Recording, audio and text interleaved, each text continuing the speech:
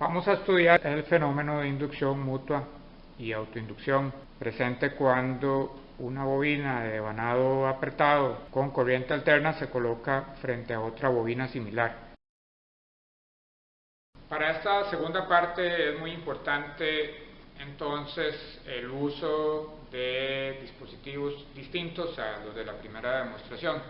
en donde lo que vamos a usar son básicamente estas bobinas. Cada una de ellas lo que tiene es un pequeño devanado. Vamos a usar una como la bobina primaria, otra como la bobina secundaria, que es exactamente igual, y vamos a observar entonces pues el fenómeno de inducción utilizando entonces el cambio sinusoidal en la corriente que alimenta a la bobina primaria. Vemos acá de esta figura esa situación y por simplicidad se muestran solamente las líneas de campo B1,2 generadas por la bobina 1, o sea de N sub 1 vueltas de alambre. El campo B1,2 que es producido por la corriente I1 y que van a incidir sobre la bobina 2 que tiene N sub 2 cantidad de vueltas. El campo B1 sub 2 que es producido por la corriente I sub 1 entonces induce un flujo magnético phi 1 sub 2 sobre cada vuelta de la bobina 2, de modo que el flujo neto de 1 causa sobre 2 es N sub 2 phi 1 sub 2. Ahora bien, la corriente I sub 2 producirá además un flujo sobre la misma bobina 1, de modo que el flujo sobre una espira sola puede escribirse como phi 1 sub 1. El flujo neto entonces que vamos a tener sobre todas las espiras de 1 va a ser N sub 1 por phi sub 1 sub 1. Y tenemos que una corriente sobre una bobina entonces va a generar dos flujos, uno sobre sí misma, conocida como autoinducción, que se caracteriza por una autoinductancia L, y otro sobre una bobina cercana, que es lo que se conoce como inducción mutua, caracterizada por una inductancia mutua y representada por la letra M. Tenemos esas expresiones, básicamente donde estamos observando que el flujo magnético de una bobina sobre sí misma es proporcional a la corriente que se transporta en esa bobina, y por eso entonces se escribe que N sub 1 por el phi 1 sub 1 es igual a L sub 1 por I sub 1, donde precisamente L es esa constante de proporcionalidad o autoinductancia, y si usamos la ley de Faraday-Lenz observamos que la expresión se puede convertir en ese epsilon 1 sub 1 o la FEM, que es entonces el negativo del diferencial de N sub 1 phi sub 1 sub 1 sobre el dt, y esto es igual a menos L sub 1 de I por dt, de I sub 1. Y esa es esa primera expresión que se observa por acá. Luego tenemos que, por otro lado, el flujo de la bobina 1 sobre la otra bobina también es proporcional a la constante de proporcionalidad en la espira, que es esa letra M que observamos por ahí. Entonces, ¿de dónde vamos a tener que la epsilon 1 sub 2 va a ser igual entonces también al diferencial de el N sub 2 por el phi 1 sub 2 entre dt, y esto es igual a la constante de proporcionalidad M por el de I sub 1 por el dt, donde la expresión lo que indica que la FEM inducida en la bobina 2 depende de la variación de corriente en la bobina 1 a través del parámetro de inductancia mutua.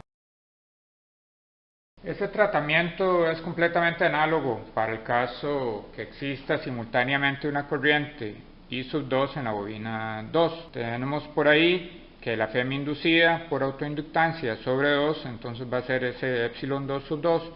que es igual a el negativo del diferencial de N sub 2 phi sub 2 sub 2 por dt, y esto es igual a menos L sub 2 de I sub 2 sobre dt.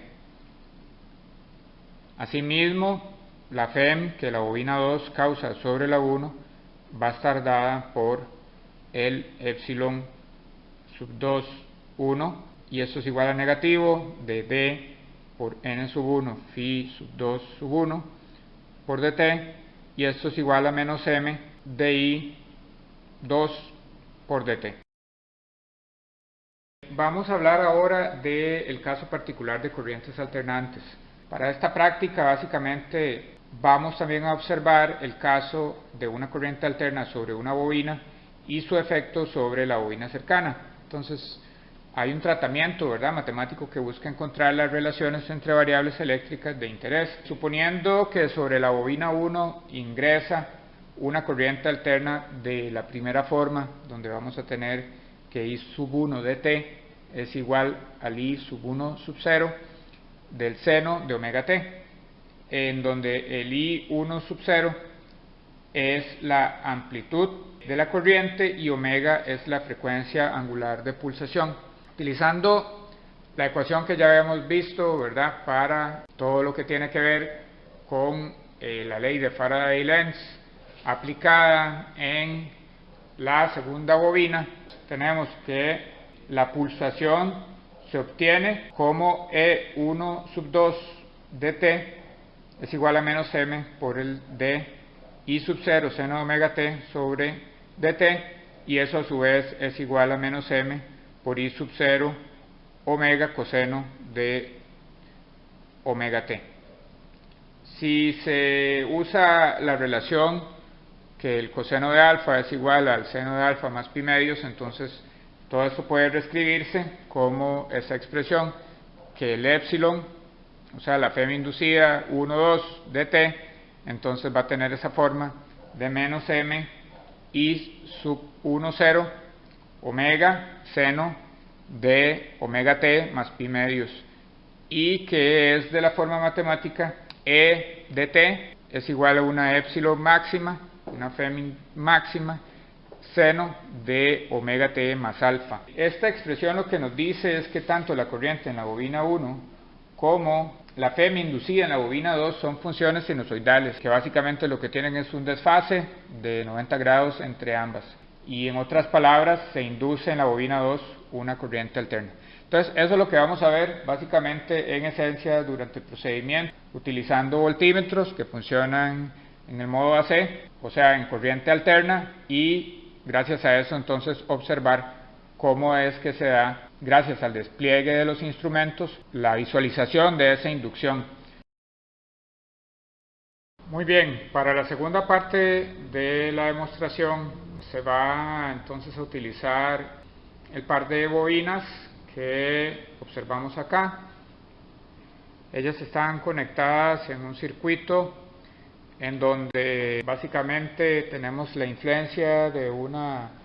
fuente generadora de señales, de donde sale nuestra señal sinusoidal o AC, la cual está conectada a la bobina a través de una resistencia de protección, y también para poder tener un circuito RL que es necesario también, y poder además entonces tener el sensor digitalizador de señales conectado encima de la bobina, y entonces de esta manera adquirir lo que se observa en el canal, digamos, de la FEM 1 o de la FEM epsilon sub 1 que vamos a tener por acá. De manera análoga tenemos la segunda bobina conectada con caja de resistencias variables, en donde usamos una resistencia mucho mayor del orden de 10 kilo ohm. En la primera caja está la resistencia de 20 ohmios y en esta es de 10 kilo ohmios, pero de manera análoga entonces tenemos conectado en paralelo a esta caja de resistencias con la bobina secundaria, en donde vamos también a observar cuál es la señal de la epsilon 2 o de la FEM inducida en la bobina secundaria, gracias a este sensor de voltaje digitalizador de señales que tenemos conectado a nuestra interfase universal PASCO. Muy bien, esto también es muy sencillo de observar cómo el sensor que está conectado al primario, tanto como el que está conectado al secundario, entonces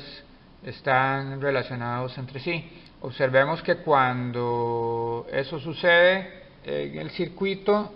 y hacemos una digitalización en el tiempo, entonces vamos a poder observar cómo obtenemos tanto la onda sinusoidal que observamos en el primario, que es esa de color azul oscuro, y también tenemos la que estamos viendo reflejada en el secundario, y en donde efectivamente hay un corrimiento de fase debido a la relación de omega t más pi medios. Esta situación podemos observarla también utilizando un osciloscopio, en donde entonces tenemos un canal A conectado con el primario y un canal B conectado con el secundario, un canal 1, un canal 2, ¿verdad? El canal 1 es el canal, en este caso, color amarillo, y el canal 2 es en este caso el de color turquesa o celeste, ¿verdad? La señal está un poquito ruidosa, puede ser un efecto de las conexiones y del generador de señales como tal, y que además, bueno, la velocidad de digitalización es mucho mayor, con una mayor cantidad de resolución, entonces podemos ver el ruido que la señal tiene. Pero en el momento en el que nosotros, ¿verdad?, variamos y observamos entonces la señal a una ganancia mayor, ¿verdad?, entonces de voltajes por división, vamos a poder ver que la señal del secundario en realidad es bastante pequeña. Estamos hablando del orden, según esto, como de unos 20 milivoltios pico, y la de el primario de aproximadamente unos 200 milivoltios pico, tal vez un poquito más.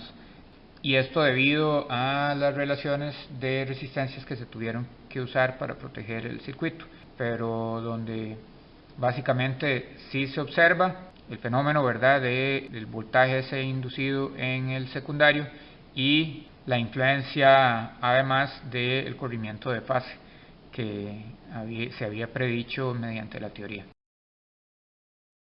Eso sería, alumnos y alumnas, la demostración que se tenía entonces programada para el día de hoy. Espero que les haya sido de utilidad. Hay aspectos varios que por temas de tiempo no vamos a cubrir, como por ejemplo el tema de la relación de transformación que existe cuando este es el principio de trabajo de los transformadores, que básicamente suben o bajan la tensión para poder transmitirla a larga distancia o para poder bajarla de una línea primaria a la tensión necesaria para utilizarla en nuestros hogares. En el momento en el que se utilizan entonces relaciones de espiras distintas con bobinas, entonces con bobinados diferentes, es que vamos a ver que se puede entonces elevar o bajar la tensión gracias a esa relación de transformación que se puede dar entonces entre la bobina primaria y la bobina secundaria. Espero que la demostración haya sido de su agrado, que esté muy bien y muchas gracias. Hasta la próxima.